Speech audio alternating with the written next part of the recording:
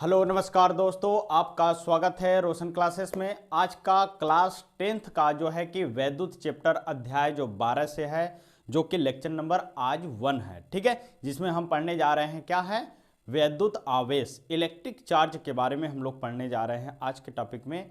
और जितने लोग क्या है चैनल को सब्सक्राइब नहीं किए हैं, चैनल को सब्सक्राइब करें, क्योंकि क्या है नोटिफिकेशन जाने के लिए क्या है आपको चैनल का सब्सक्राइब होना बहुत ज़रूरी है और हम लोग को मोटिवेट होने के लिए बहुत ज़रूरी है, ठीक है।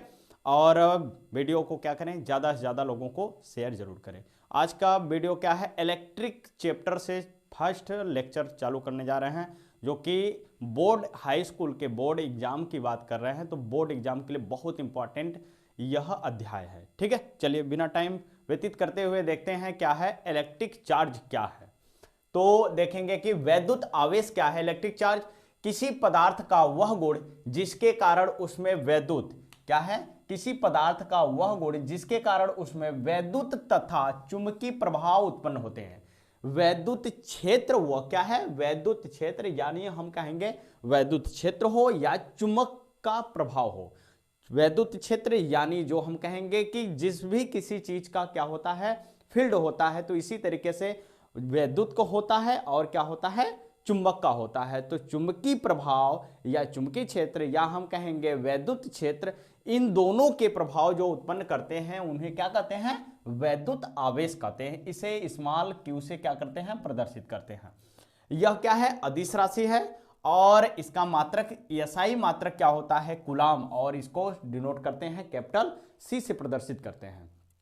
आगे चलते हैं, देखते हैं इसका सीजियस मात्रक जो होता है स्टेट कूलाम होता है। क्या होता है, स्टेट कूलाम, जो हम कहेंगे स्टेट कूलाम किसका मात्रक है सीजियस में। उसी तरीके से हम कहेंगे जैसे बल का मात्रक होता है न्यूटन एसआई पद्धति में, उसी तरीके से सीजियस में क्या होता है, डाइन। उसी तरीके से हम कहेंगे आवेश का मात्रक जो होता है एसआई पद्धति में आवेश होगा और उसका सीजियस मात्रक होगा जो स्टेट कूलाम, और यह क्या है, अदिश राशि, ठीक है। आगे हम बात करेंगे कि Q बराबर क्या होता है, एन ई, जहां पर इसमें क्या है, एन क्या है, पदार्थ में त्याग या ग्रहण किए गए इलेक्ट्रॉनों की संख्या, और Q क्या है, उस आवेश अगर कहा जाए उस चालक में उत्पन्न आवेश कितना है उसको बताया जा रहा है, ठीक है। और E क्या है, इसमें एक इलेक्ट्रॉन का चार्ज, एक इलेक्ट्रॉन का आवेश कितना होता है, तो हम कहेंगे 1.6 × 10⁻⁻19 कूलाम होता है, एक इलेक्ट्रॉन का आवेश होता है, ठीक है। इलेक्ट्रॉन, तो अगर हम बात करेंगे कि जैसे इलेक्ट्रॉन की बात करेंगे कि कोई भी पृथ्वी पर या ब्रह्मांड में अगर कहा जाए कि कोई भी अगर कण है या कोई भी परमाणु है या कोई अणु भी है, तो वह बना किस तरीके से, या कोई भी सब्सटेंस या कोई भी पदार्थ बनता कैसे है, तो हम कहेंगे मूल कणों से। जैसे हम बात करें यह क्या है, मार्कर है, ये इसका निर्माण कैसे हुआ है, तो हम कहें इसका मार्कर का क्या है, निर्माण कैसे हुआ है, तो हम कहें इससे कि इसमें क्या है, इलेक्ट्रॉन प्रोटॉन न्यूट्रॉन। तो प्रत्येक पदार्थ या प्रत्येक जो सब्सटेंस है, द्रव्य हैं, उन सभी का निर्माण किससे होता है, तो हम कहेंगे इलेक्ट्रॉन प्रोटॉन न्यूट्रॉन से। और जो एक तरीके का बताया गया है कि यह मूल कण होते हैं, ब्रह्मांड का मूल कण अगर कहा जाए, बेसिक यूनिट कहा जाए, तो हम कहेंगे ये क्या है, इलेक्ट्रॉन प्रोटॉन न्यूट्रॉन। जब इलेक्ट्रॉन प्रोटॉन न्यूट्रॉन मिलते हैं तो परमाणुओं का निर्माण होता है। तो अगर कहा जाए तो वही बातें हैं कि आवेश उत्पन्न, जैसे आवेश किसी चालक से आवेश कैसे उत्पन्न होंगे, जब उसमें से इलेक्ट्रॉन प्रोटॉन न्यूट्रॉन निकलते हैं, गुजरते हैं, प्रवाहित होते हैं, तभी वो क्या है, इलेक्ट्रिक फील्ड और क्या है, चुंबकीय प्रभाव का अनुभव करता है या उत्पन्न होता है। तभी हम क्या कहते हैं कि वहां पर चार्ज उत्पन्न हुआ, ठीक है। और मुख्यतः अगर कहा जाए चार्ज मुख्यतः दो प्रकार के होते हैं। हम बात करेंगे क्या है, आवेश मुख्यतः दो प्रकार के होते हैं। एक आपका क्या होता है, धनावेश, जिसको हम क्या कहेंगे, पॉजिटिव चार्ज। यह क्या है, तो किसी पदार्थ में इलेक्ट्रॉनों की कमी के कारण उत्पन्न आवेश को क्या कहते हैं, धनात्मक आवेश। जैसे आपसे कहा जाए कि धनात्मक आवेश कैसे पैदा होगा, तो धनात्मक आवेश पैदा होता है कि जब कोई भी परमाणु से या कोई भी सब्सटेंस से इलेक्ट्रॉन निकलते हैं, क्या होते हैं, इलेक्ट्रॉन निकलते हैं या इलेक्ट्रॉनों की कमी होती है। जब इलेक्ट्रॉनों की कमी होती है तो वही उसमें जितने इलेक्ट्रॉन उसमें कमी होंगे उतनी ही प्लस चार्ज उसके ऊपर वृद्धि होगी। जैसे आप किसी से पैसा का, आप किसी को पैसा देते हैं, जैसे 10 रुपये आप दिए किसी को, तो आप के पास क्या है, आपके पास प्लस चार्ज, यानी हम कहेंगे हम तो किसी को 10 रुपया दें, जब कभी कमी होगा हमको 10 रुपये की, तो हम उस व्यक्ति से क्या कर सकते हैं, ले सकते हैं आसानी से।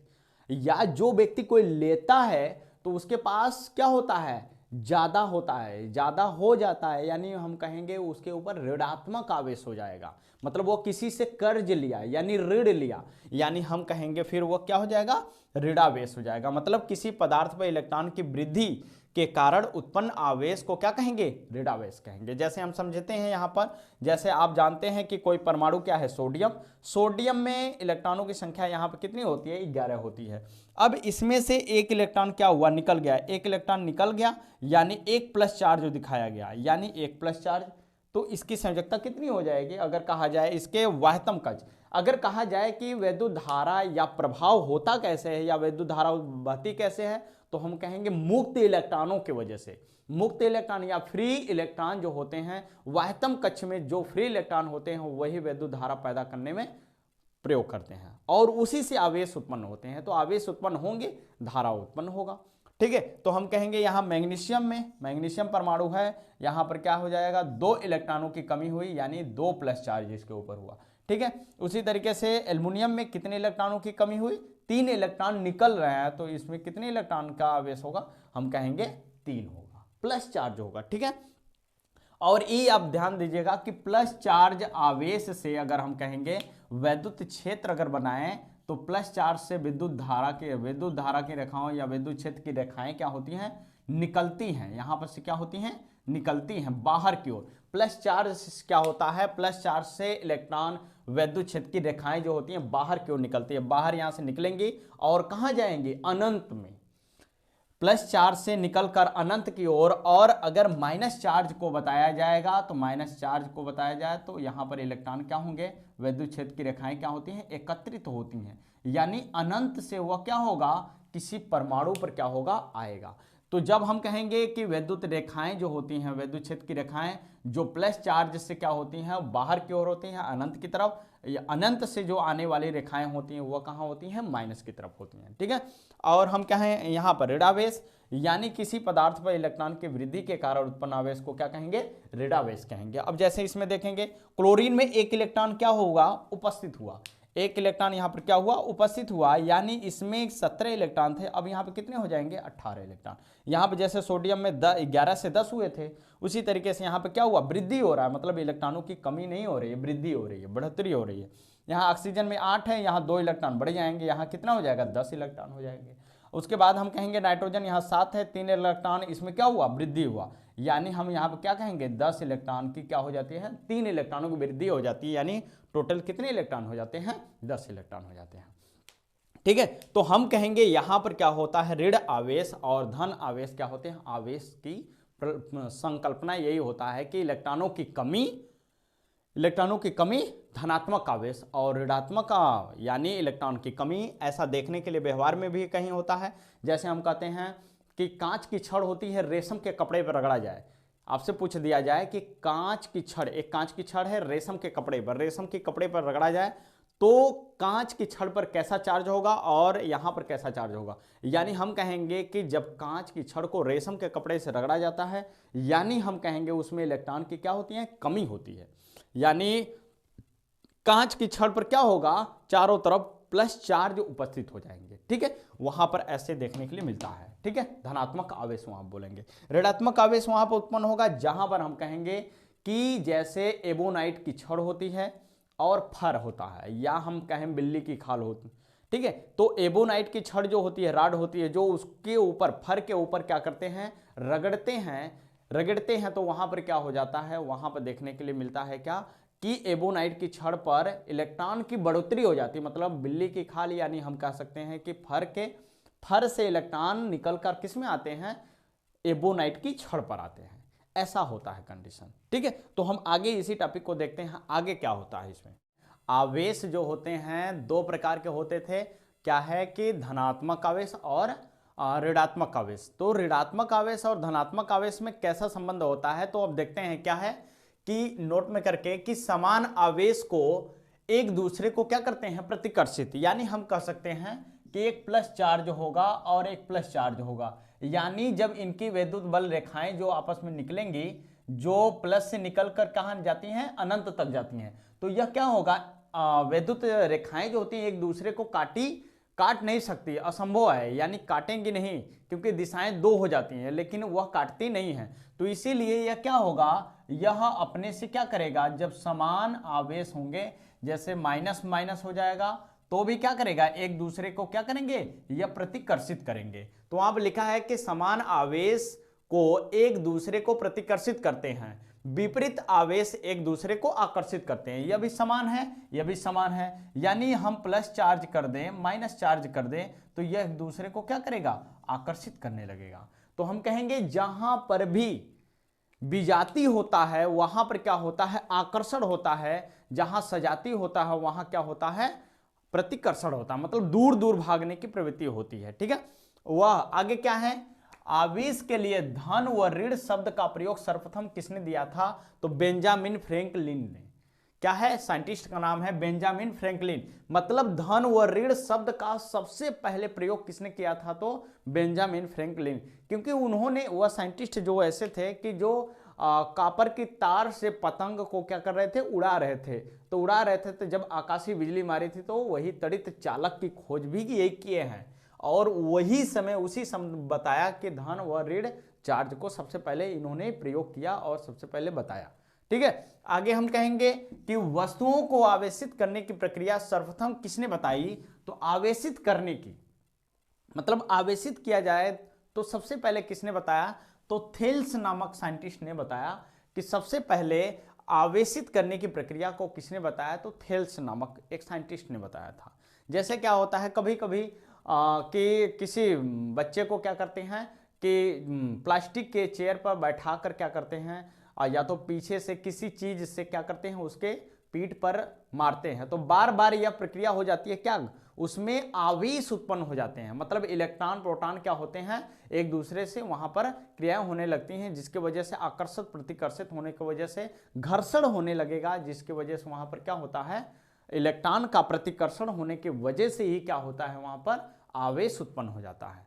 तो सबसे पहले वस्तुओं को आवेशित करने की प्रक्रिया सबसे पहले किसने बताया था, तो थेल्स नामक साइंटिस्ट ने बताया था। आगे हम कहते हैं पदार्थों के प्रकार कितने होते हैं, पदार्थ मुख्यतः 3 प्रकार के होते हैं। जैसे यहां पर देखेंगे चालक या कंडक्टर्स, इसको कहेंगे चालक, यानी कंडक्टर क्या होते हैं, वे वस्तुएं जिनके अंदर से वैद्युत धारा का प्रवाह या आवेश उत्पन्न हो जाए या वैद्युत क्षेत्र उत्पन्न हो, उसे हम क्या कहेंगे, चालक, जिसमें इलेक्ट्रॉन मुक्त रूप से इसमें इलेक्ट्रॉन कितने पाए जाएंगे, चालक में मुक्त रूप से इलेक्ट्रॉन, मुक्त रूप से क्या, मुक्त रूप से इलेक्ट्रॉन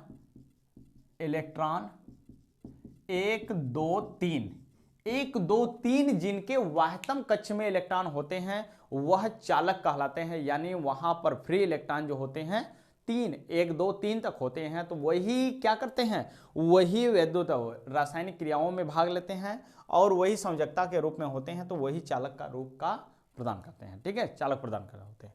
तो हम कहेंगे जिससे अगर वैद्युत धारा प्रवाहित की जा सके उसे हम क्या कहेंगे, वहां पर क्या है, चालक होते हैं। जैसे वैद्युत धारा प्रवाह कर रहे हैं, मतलब उसमें आवेश उत्पन्न हो रहा है, जिसकी वजह से धारा पैदा होगी। ठीक है, उसके बाद अचालक क्या है, नॉन कंडक्टर, यानी हम कहेंगे कि इसमें क्या होते हैं कि इसमें इलेक्ट्रॉन, मुक्त इलेक्ट्रॉन जो होते हैं, मुक्त इलेक्ट्रॉन इसमें 5 6 7 इलेक्ट्रॉन होते हैं, तो यह क्या होते हैं कि अचालक होते हैं, यानी हम कह सकते हैं इसे विद्युत धारा का प्रवाह नहीं किया जा सकता है। ठीक है, आगे हम कहेंगे अर्धचालक, यानी सेमीकंडक्टर क्या होते हैं, इनमें इलेक्ट्रॉन अगर कहा जाए, मुक्त इलेक्ट्रॉन अगर कहें, वाह्यतम कक्ष में इलेक्ट्रॉन होते हैं कितने, 4 होते हैं। जैसे हम कहें कार्बन, सिलिकॉन, जर्मेनियम, ये सभी क्या है, हम कहेंगे कि जिनके वाह्यतम कक्ष में 4 इलेक्ट्रॉन होते हैं उनको कहते हैं क्या, अर्धचालक, यानी जो धातु या अधातु, यानी हम कह सकते हैं चालक ताप बढ़ाने पर क्या होते हैं, इसके ऊपर, जैसे चालक हैं इसके ऊपर टेम्परेचर बढ़ा देंगे तो चालक जैसा व्यवहार करने लगेंगे, अगर टेम्परेचर को कम कर देंगे तो अचालक जैसा व्यवहार करने लगेंगे। तो आज का टॉपिक क्या था कि आवेश के बारे में था। तो आवेश क्या है कि आवेश के बारे में हम पढ़ें कि आवेश कैसे होते हैं, आवेश कितने प्रकार के होते हैं, पदार्थों के को कितने भाग होते हैं, इन सब चीज़ों का हम क्या किए, डिस्कस किए हैं। ठीक है, आज के बस इस वीडियो में बस इतना ही है।